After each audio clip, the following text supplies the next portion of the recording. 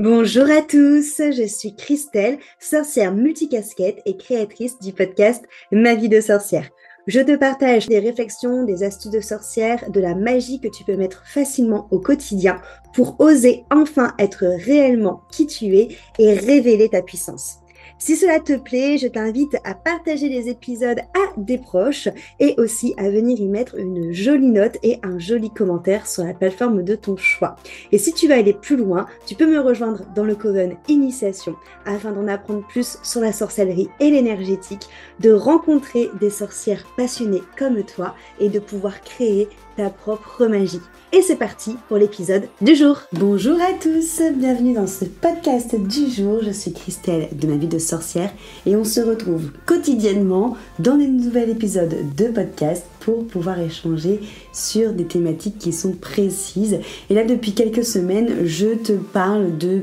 différentes choses autour de la formation pour devenir thérapeute, autour de comment on fait pour se former, pour devenir thérapeute et pour pouvoir gagner de l'argent avec ce métier passion. Et aujourd'hui, j'avais envie de te parler d'un pilier qui pour moi est hyper important pour pouvoir recevoir une bonne formation de thérapeute, qui est la transmission. Tu viens me dire, c'est logique, c'est un peu le but d'une formation. Alors oui, totalement, mais là où je trouve que la transmission est super importante, c'est dans la manière où ça va être du coup amené à toi qui sera en tant que personne qui va être formée pour être thérapeute. Dans le sens où les soins énergétiques, les soins intuitifs, c'est quelque chose qui est, comme son nom l'indique, très intuitif et qui du coup va être un petit peu, pour certaines personnes, paraître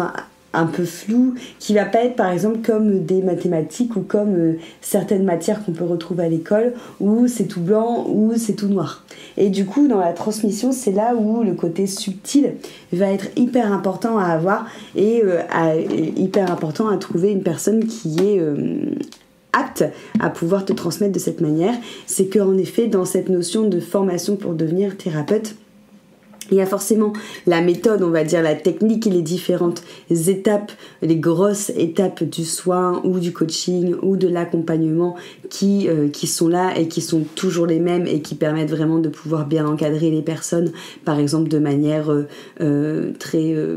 rassurante, voilà, notamment ce qu'on va retrouver au coaching aussi, avec des questions qui vont être très précises, des mots qui vont être bien choisis pour pouvoir amener la personne à avoir une réflexion également bien poussée sur tel ou tel sujet. Mais du coup, accepter aussi que la transmission qu'on va te faire va aussi être beaucoup en fonction de toi.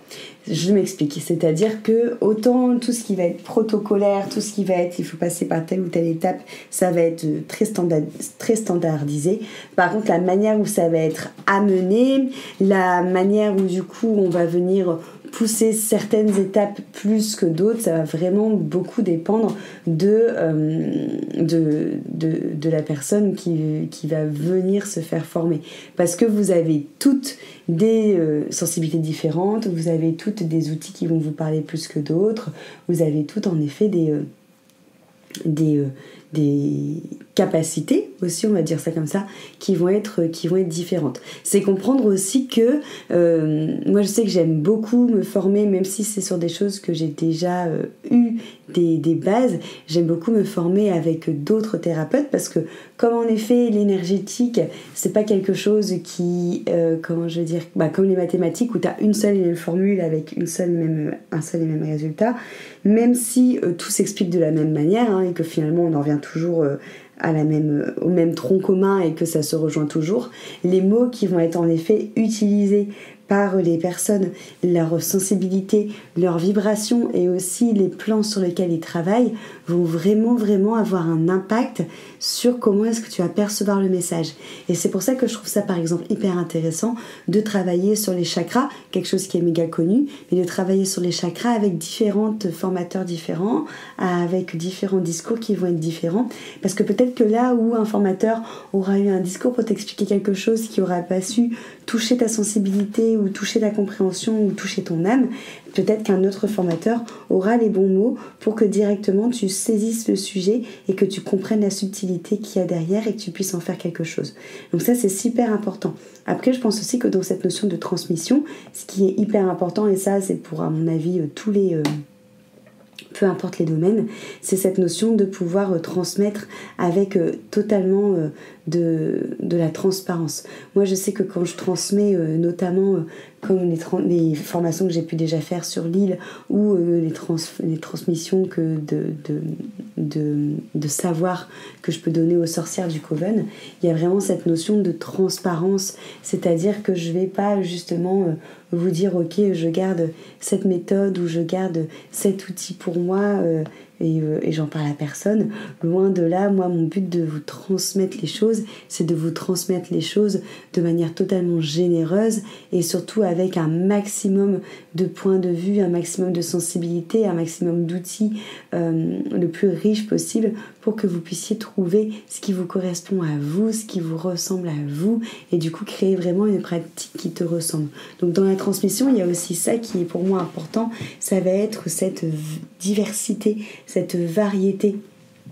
à la fois de la manière où on aborde les sujets, mais à la fois des outils qu'on va venir te proposer. Pour moi, en effet, une formation qui est intéressante, c'est une formation où on va m'apprendre à faire la même chose, mais de plusieurs choses différentes. Parce que je sais aussi que par mon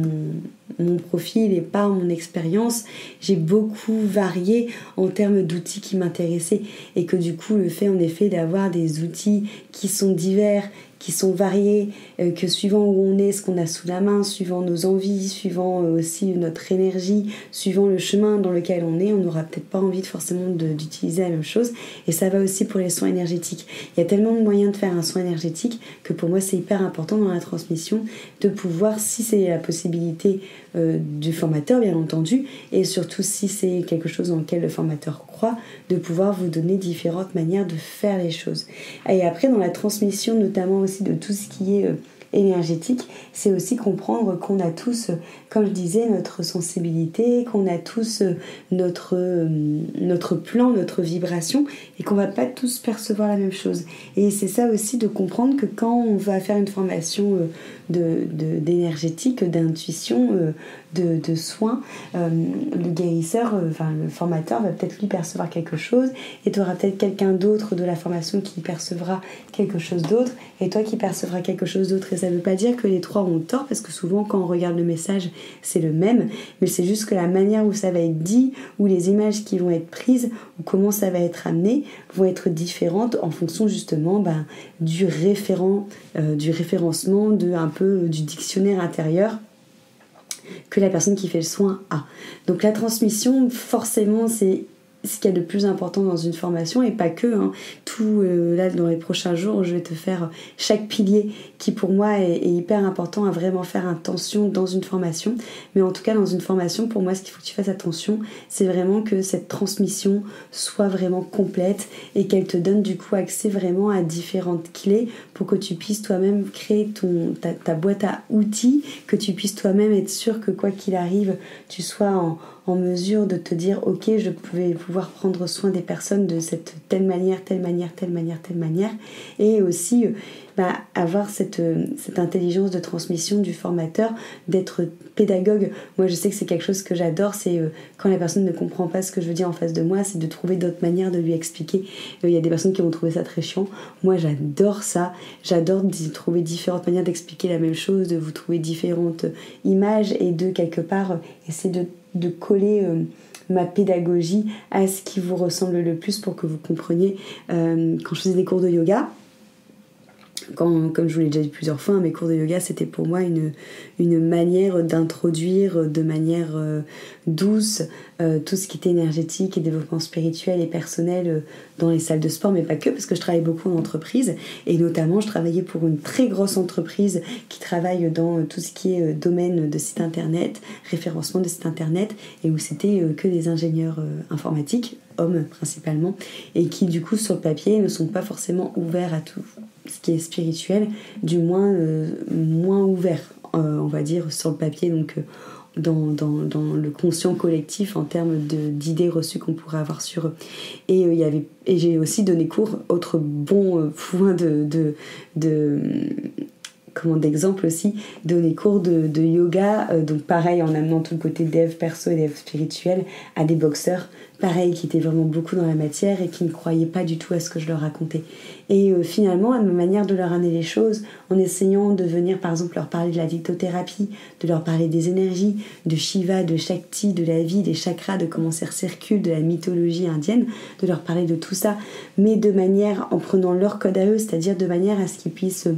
comprendre ce que je dis en faisant des bonnes analogies, en choisissant bien les mots et en parlant finalement avec leurs référents à eux. C'est des personnes qui ont finalement adhéré et compris totalement les messages que j'avais envie de leur faire passer. Et ça, pour moi, c'est important qu'un formateur ait cette qualité-là. Moi, personnellement, c'est quelque chose, comme je te dis, qui m'amuse beaucoup de pouvoir essayer de vous faire comprendre les choses de différentes manières. Et je trouve ça aussi hyper enrichissant, comme je te disais, même quand on est formé à quelque chose, comme ça c'est mon point de vue à moi, même si c'est redit dans une formation, de quand même réouvrir grand ses oreilles, parce que justement la manière où la personne va amener ça, il y aura peut-être des déclics qui seront différents, parce que des fois on fait une formation, il y a des choses qu'on entend mais qu'on comprend pas vraiment, ou qu'à ce moment-là on n'est pas forcément prêt à entendre et que ça fait pas de déclic, et qu'on va l'entendre après d'une autre manière, avec une autre personne, dans une autre référence, dans une autre formation, et que ça va être vraiment une révélation. Et c'est pas une question de mauvais ou bon formateur, c'est aussi une question de temporalité et de comment c'est amené, et qu'il y a peut-être des choses sur le moment que tu es plus apte à recevoir le message de telle ou telle manière quand c'est amené,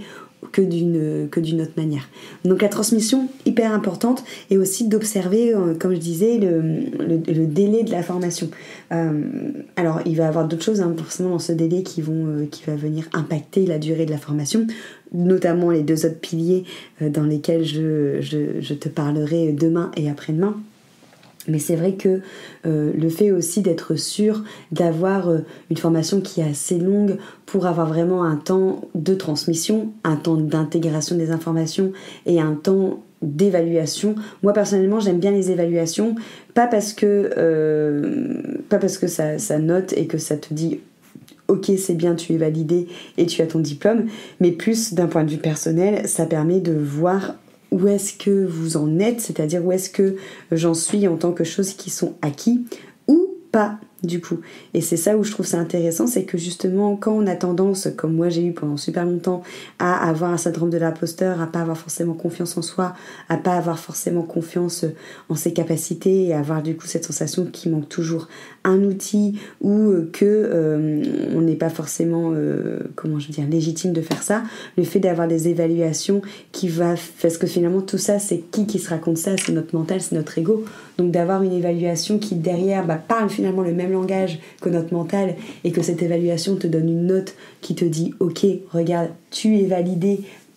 par telle ou telle chose, ou au contraire regarde il y a tel ou tel point qu'il faudrait que tu revoies.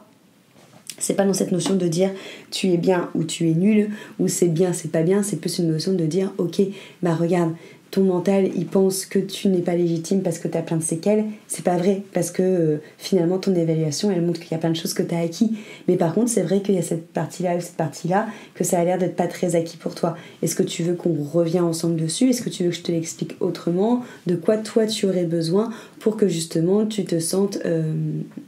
légitime et en confiance avec ce sujet-là, et que ce soit vraiment infusé et acquis pour toi. Après des fois il y a juste du temps qui demande à l'infusion, mais c'est vrai que je trouve aussi que dans le côté de la transmission, c'est à mon sens en tout cas important de vraiment faire attention à cette notion de temporalité, pour que, comme je te disais, qu'il y ait vraiment le temps de la transmission, de l'infusion et de la compréhension, et du coup aussi quelque part de cette notion de ok je suis sûre que j'ai bien acquis ce qui a été dit, de différentes manières du coup, grâce à l'évaluation ou non, mais qu'il y ait une sorte en tout cas chez toi de côté qui est rassuré de cette transmission. C'est quelque chose qu'on ne retrouve pas forcément dans les formations. Je pense que c'est parce que justement dans le développement personnel et tout ça, on fait quand même beaucoup la guerre à tout ce qui est notes, en mode faut pas se comparer aux autres, dadadi dadada. Moi vraiment je le vois vraiment pas comme ça, je le vois pas du tout comme une comparaison, mais je le vois plus comme finalement un outil de travail pour te permettre à te lancer plus facilement. Parce que je vous l'ai déjà dit plein de fois là, dans les derniers épisodes qui ont précédé, mais le nombre de personnes que j'ai vues faire des formations avec moi et qui finalement n'en ont rien fait parce qu'elles avaient l'impression de ne pas être assez ou de ne pas avoir assez de connaissances ou de ne pas finalement être légitime. Je pense que le fait d'avoir eu des évaluations qui leur auraient entre guillemets prouvé, parce que c'est des histoires qu'elles se racontent elles-mêmes, qui leur auraient prouvé le contraire ou pas d'ailleurs, mais ça leur aurait vraiment montré sur quoi elles devraient travailler et ça leur aurait justement peut-être aussi donné plus de corps sur justement ce qu'elles devaient réviser pour avoir confiance en elles, parce que je trouve ça dommage de se lancer dans une aventure d'une formation et puis finalement peut-être pas avoir assez les clés pour avoir confiance en soi et pour être sûr de soi pour se lancer. Et en tout cas ma vision des évaluations, on va mettre des guillemets comme on dit ça, c'est vraiment dans cette notion de pouvoir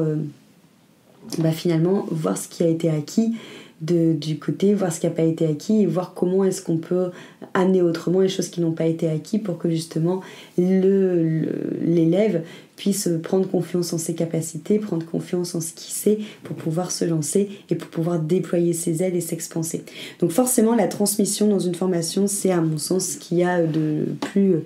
important. Tu me diras, c'est généralement ce qu'on vient chercher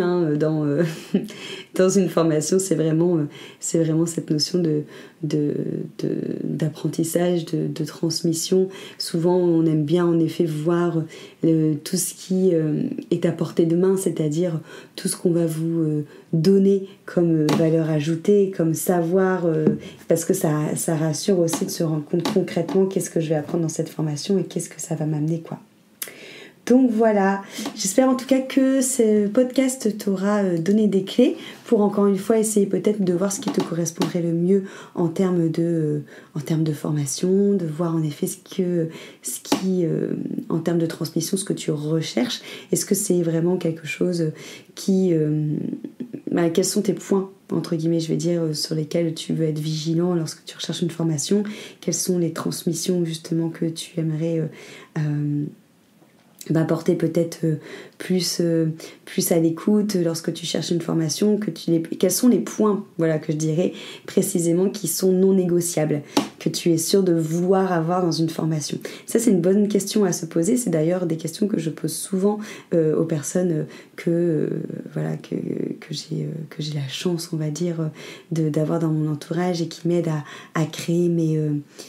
projets. C'est quoi pour toi le point que quand tu vois ça dans cette formation, tu te dis ok, c'est fait pour moi? Et là ça serait la question que tu devrais te poser pour le côté transmission. Ça serait quoi ce point que tu aimerais qu'on te transmette dans une formation et que s'il y a ce point dans cette formation, tu te dis ok, cette formation elle est pour moi? Et comment est-ce que c'est amené et de quoi est-ce que tu as besoin aussi pour toi te sentir en sécurité, te sentir confiante et te sentir légitime une fois que tu auras eu aussi du coup tout ce savoir du coup de quoi tu as besoin. Voilà en tout cas pour moi. J'espère que ce podcast t'aura plu, t'aura amené de nouvelles questionnements, de nouvelles clés. J'ai hâte d'avoir ton retour justement. Tu peux carrément venir me voir en message privé ou en commentaire pour me dire justement c'est quoi toi le point de savoir qui t'est transmis, qui te fait dire ok waouh c'est cette formation là qu'il me faut parce que c'est ça que je veux apprendre. Je suis vraiment curieuse de ça, donc viens me voir en commentaire ou sur Instagram en message privé pour me le dire et on se retrouve demain pour un nouvel épisode.